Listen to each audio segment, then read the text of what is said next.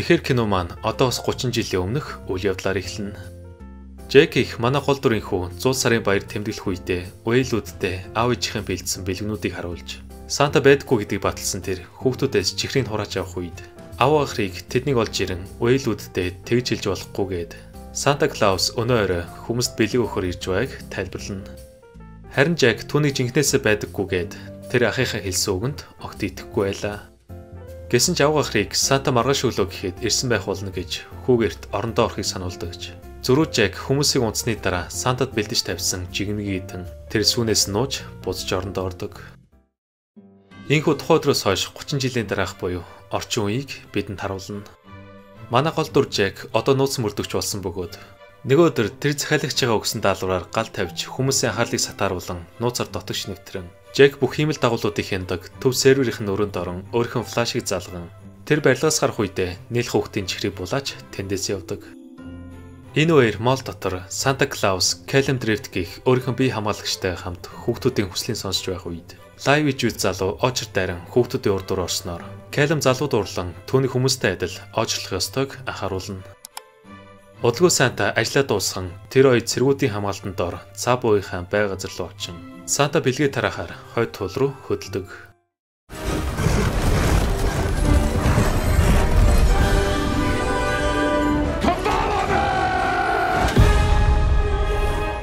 Энэ хооронд Жек гэртээ хоол идэх үедээ хиймэл дагуулын ачаар Сантагийн байршлыг олж тэр нууц захиалагч руугаа тэдний байршлыг явуулан ажлынхаа урьдчилгааг авч чадна. Санта Калам хоёрыг хойд туулд газардахад Эльвүүд тэднийг тосч явах ба Санта 500 сунааж оройныхаа таслаа хийн хаттай Клаусыг бэлгэнүүдээ бэлтгэхээр явах үед Кал Сантатай уулзсан өөрчлөлт хийх цаг нь болсон гэд ажлаасаа гарахаа шийдснээ хэлэн. Тэр Сантагийн асууснаар сүүлийн хэдэн жил хүүхдүүдээс илүү томчууд 100 сарын баярт ач холбогдол өгөхгүй байгаад сэтгэл дундуур байгаа тул эцэст ийм шийдвэр гаргаснаа түн тайлбарладаг. Үүнийг сонсон Санта огт ургацлгүй түүний шийдрийг хүндэтгэж бид 100 сарын баяраар хүмүүс даз жаргал бэлгэлдэг гэдгийг хэлэн сүүлчийн аялал гээд түүнтэй хамт жигнэмэг хувааж идэнэ.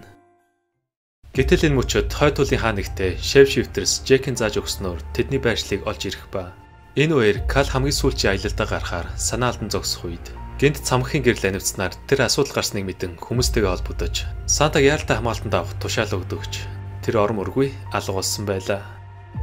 Кал өрөөлөд норох үедээ Сантаг хулгайлагдсныг мэдэн доош үсэрч араас нь хөөх бөгөөд хойд туулын хамгаалтын албаныхан тэднийг зүгтаалахгүй тулд хаалт босгож хүмүүсээ явуулдагч хулгайч тэднээс амархан мултардаг. Гэсэн ч Кал тэднийг тийм ч амар зүгтаалахыг хүсэлгүй цасны мотоциклоор араас нь хөөсөөр тэр хулгайчдыг зогсоохоор уул руу өгсөн цасан нуран үүсгэж тэдэн лөө явуулдагч. Цаснаар явагч дотор ямар ч хүн байхгүй. Тэд аль хэдийн онгоцон суусан байлаа. Ингээд тэднийг алдсан Кал даргатайгаа холбогдсон яг юу болсныг хэлдэг. 100 сар болоход ердөө 24 цаг үлдсэн тул Кал Сантаг аврахаар багийнхнаа яарвчлахыг үсгээд хамгаалтын албаны даргад зүй троллуудын тусламжаар серверлөө нэвтэрсэн хүнийг хэн болохыг олж мэдэн троллуудын судалснаар Чон гэх нэрээ нууцлсан хүн шеф шифтерс буюу зөсөө урагш нартай хамтарч энэ ажлыг явуулсан тогтоодож тэдний хэлж байгаагаар манай гол дүр Жек энэ хэргийн ард байлаа. Маргааш өглөө Жекийн унтж байх үед түүний салсан ихнэр залган хүүгээ сургуулиас нь авахыг гуйх бөгөөд удалгүй Жек хүүгээ авч гэрлүүнд хүргэж өгөх замдаа тэр хоёр ойр зүрийн яриа өрнүүлэн туудлгүй түүний гэртээ ирэх үед зөөгийн цэргүүд гэрийг олж иржээ.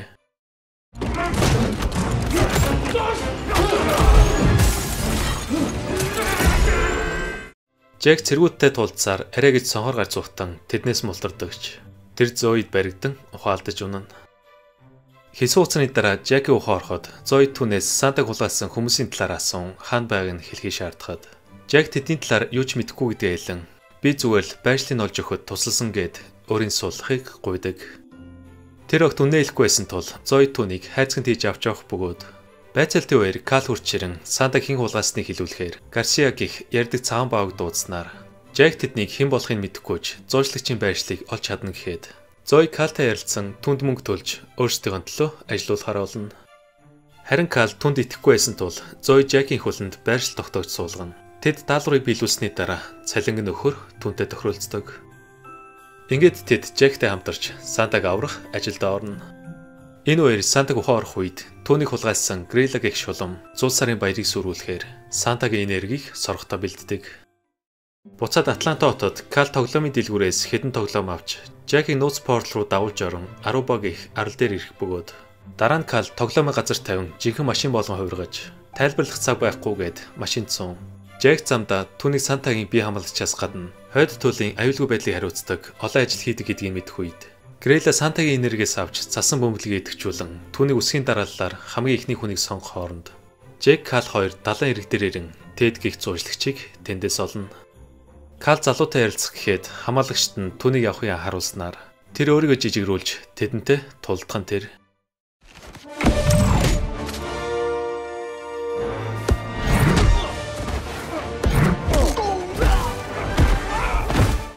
Тэдний болгож өгсөн Кал залуугаас Санта хэн хулгаасныг асуухад тэр нэрийн дуудах аюултай гээд Грелагийн нэрийг элсэн дээр бичтэл.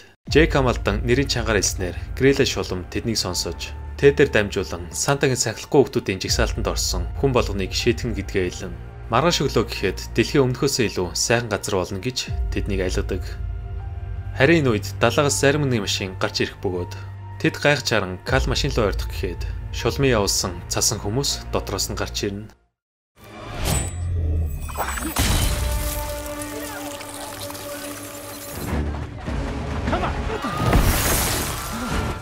Жак Кал хоёр цасан үнтэй тулдан тэдний галт хайлуулж би энэ хоёр хэсэг болон хуваадагч тэд буцаж ам орсоор Кал нэгэнтээ тулдах үедээ хамрыг салгаж аван эцэст нь сул талын олох үеэр Жак нэгэн дэлбэлэн тэр гуравтаас нь зугтаж амжилгүй хөлөө өлдөөж баригдах мөчөд Кал амжиж хамрыг суугаснаар түүнийг аварч чаддаг.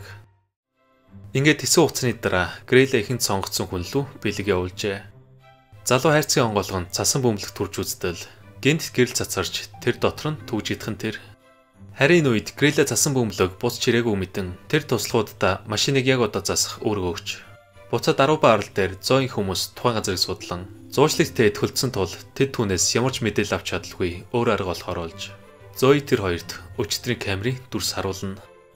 Тэд шулмын байршлыг хайх үедээ Сантаг дүүтэй гэдгийг санаж Кал Зоин зөвшөөрлөөр түүнтэй уулзахаар портлоор дамжин тэр хоёрыг Германд ирэхэд Оливер Жак руу залган хүүгийн тоглолтод ирэхийг хүсдэгч. Жак чухал ажилтай очиж амжихгүйгээд уцаа тасалдаг.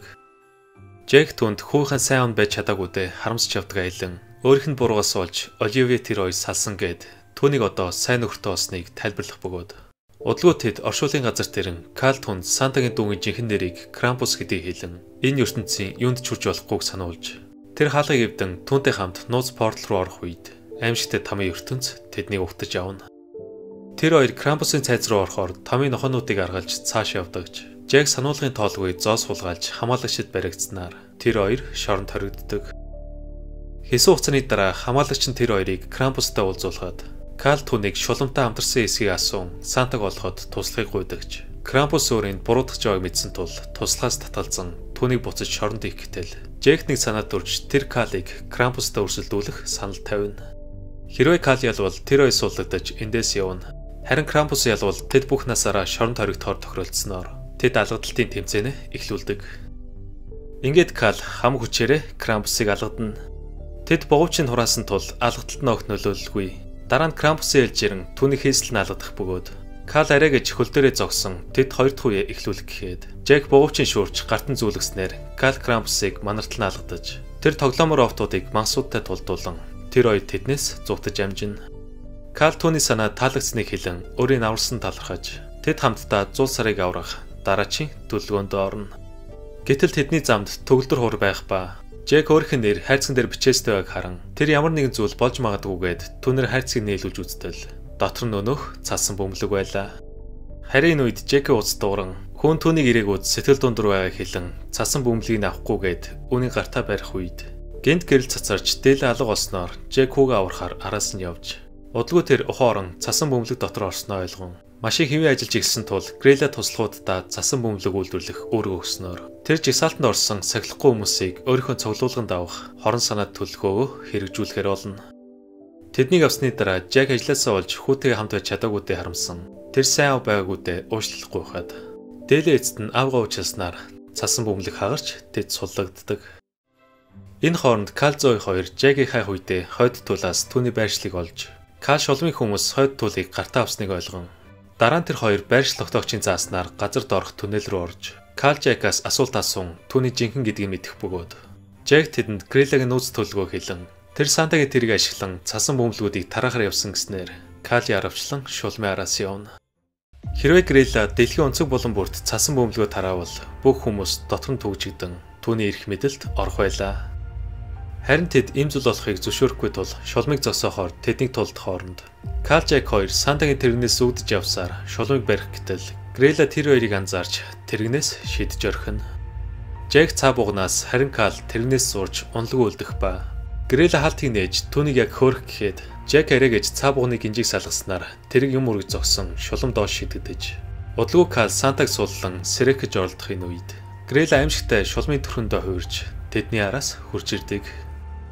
Шулам Кал руу дайрах гэтэл гэнт Крампус гарч ирэн тэдэнд туслахаар Грелатай тулддагч тэр хитрхи өчтэй байсан тул түүний хийслэн цохиж шулам Калыг устгахаар доош идэхэр болоход азар Санта ухаан орон цаа бугуудаа дуудхан тэр